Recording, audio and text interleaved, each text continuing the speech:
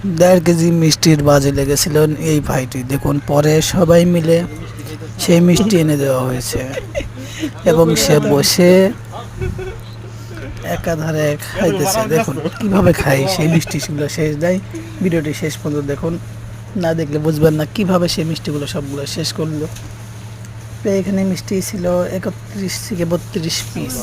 সবগুলো মিষ্টি কিন্তু তিনি একা একাই খেয়েছেন এবং আমাদের সামনে ভিডিও ধারণ করা আছে, দেখুন আপনারা।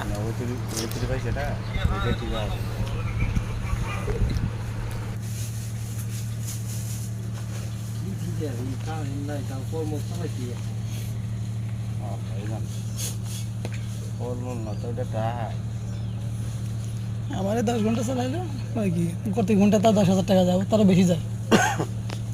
আমার যে জানাটা ছোটো জানাটা 10,000 টাকা ঘন্টায় যায়।